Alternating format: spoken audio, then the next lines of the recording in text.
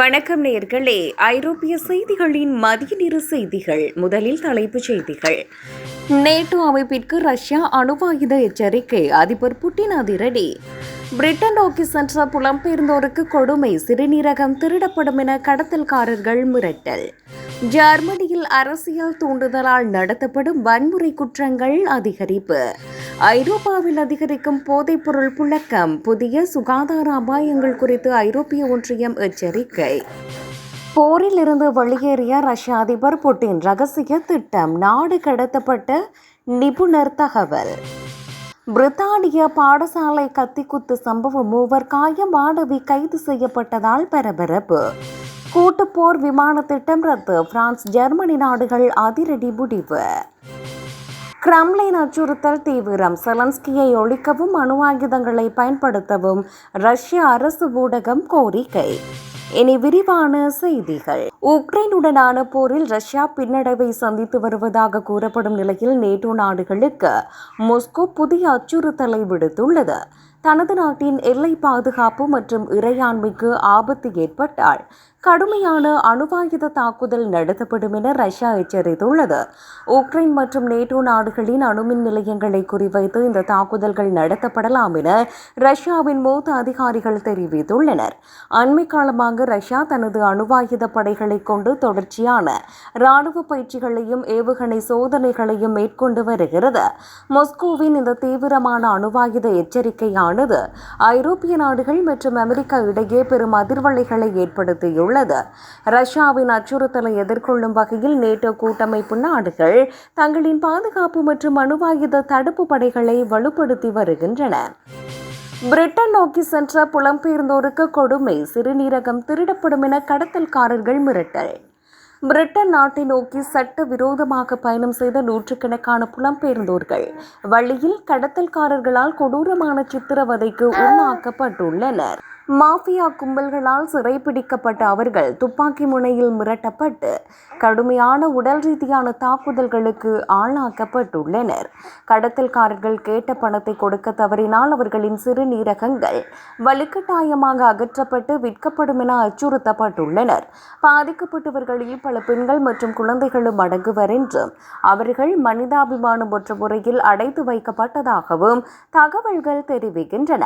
இந்த சர்வதேச கடத்தல் கும்பல் புலம்பெயர்ந்தோரின் குடும்பத்தினரை தொடர்பு கொண்டு பெருந்தொகை பணத்தை கேட்டு மிரட்டி வருவதாக கூறப்படுகிறது. மனித உரிமைகளை முற்றிலுமாக நசுக்கும் இந்த சம்பவம் சர்வதேச நாடுகளின் பாதுகாப்பு அமைப்புகள் மற்றும் மனித உரிமை ஆர்வலர்களிடையே பெரும் அதிர்ச்சியை ஏற்படுத்தியுள்ளது. ஜெர்மனியில் அரசியல் தூண்டுதலால் நடத்தப்படும் வன்முறை குற்றங்கள் அதிகரிப்பு. ஜெர்மனி நாட்டில் அரசியல் உள்நோக்கத்துடன் அரங்கேற்றப்படும் வன்முறை குற்றங்களின் எண்ணிக்கை அண்மை காலமாக கணிசமாக அதிகரித்துள்ளது. கடந்த ஆண்டை காட்டிலும் நடப்பாண்டில் தீவிரவாத போக்கு மற்றும் அரசியல் ரீதியான தாக்குதல்கள் புதிய உச்சத்தை தொற்றுள்ளதால் புள்ளி விவரங்கள் தெரிவிக்கின்றன.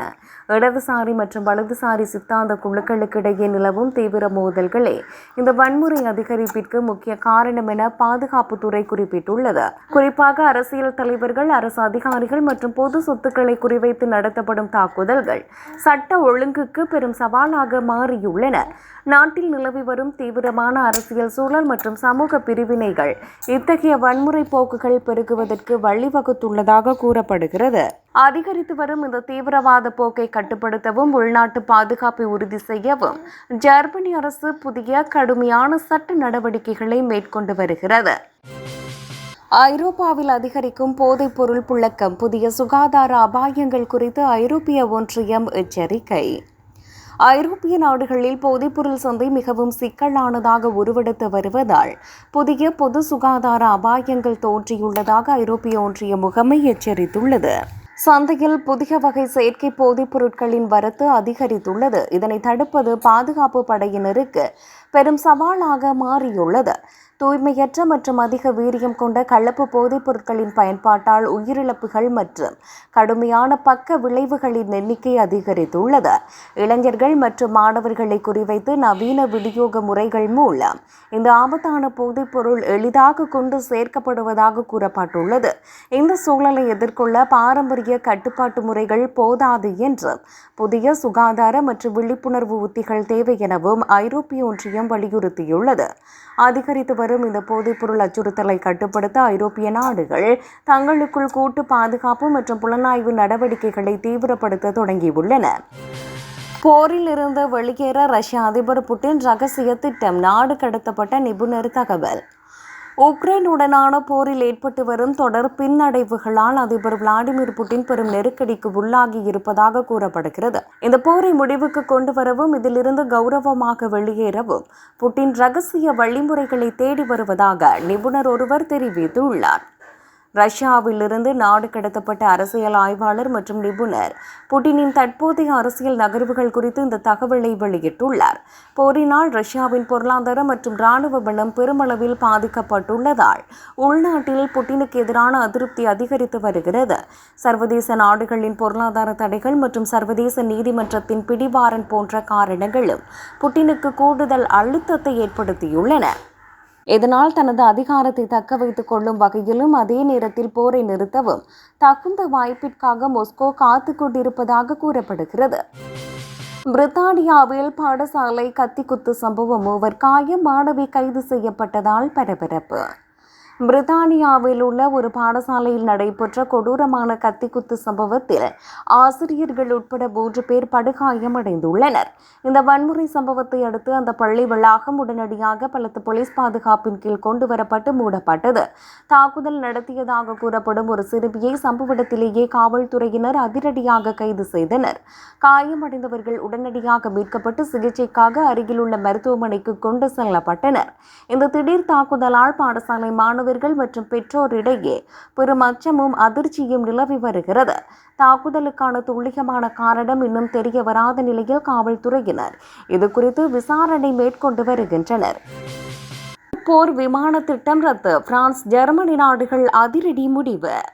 ஐரோப்பாவின் மிகப்பெரிய பாதுகாப்பு திட்டங்களில் ஒன்றான கூட்டுப்போர் விமான தயாரிப்பு திட்டத்தை பிரான்ஸ் மற்றும் ஜெர்மனி ஆகிய நாடுகள் அதிகாரப்பூர்வமாக கைவிட்டுள்ளன. கடந்த 2017ஆம் ஆண்டு தொடங்கப்பட்ட இந்த எதிர்கால வான்வெளி போர் முறை திட்டம் சுமார் 100 பில்லியன் யூரோ மதிப்புடையதாகும்.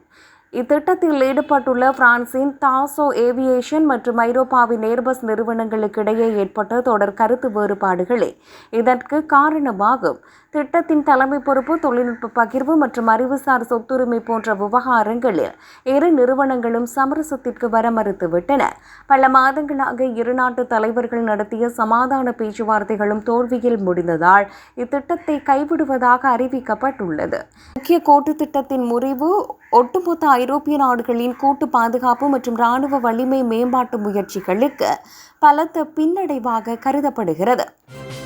கிரெம்ளின் அச்சுறுத்தல் தீவிரம். செலன்ஸ்கியை ஒழிக்கவும் அணுவாயுதங்களை பயன்படுத்தவும் ரஷ்ய ஊடகம் கோரிக்கை.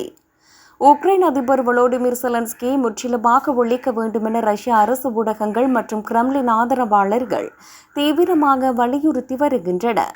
போரில் உக்ரைனை வீழ்த்துவதற்கு சிறிய ரக அணுவாயுத ஏவுகணைகள் மற்றும் அணுவாயுத பீரங்கி குண்டுகளை பயன்படுத்த வேண்டுமெனவும் கோரிக்கை விடுக்கப்பட்டுள்ளது. ரஷ்யா மற்றும் உக்ரைன் இடையேயான போர் நாளுக்கு நாள் தீவிரமடைந்து வரும் நிலையில் மாஸ்கோவின் இந்த புதிய அச்சுறுத்தல் சர்வதேச அளவில் பெரும் பதற்றத்தை ஏற்படுத்தியுள்ளது. மேற்கத்திய நாடுகள் உக்ரைனுக்கு தொடர்ந்து வழங்கி வரும் இராணுவ உதவிகளுக்கு பதிலடி கொடுக்கும் வகையில் இந்த அதிரடி நடவடிக்கைகள் தேவை என ரஷ்யா தரப்பில் கூறப்படுகிறது. அதிபர் புட்டினின் தீவிர ஆதரவாளர்கள் மற்றும் இராணுவ ஆய்வாளர்கள் தொலைக்காட்சிகளில் தோன்றி இந்த அச்சுறுத்தலை பகிரங்கமாக விடுத்து வருகின்றனர். ரஷ்யாவின் இந்த அணுவாயுத மற்றும் உளவுத்துறை அச்சுறுத்தல்களை தொடர்ந்து உக்ரைன் மற்றும் அதன் நட்பு நாடுகள் தங்களின் பாதுகாப்பை பல மடங்கு பலப்படுத்தியுள்ளன.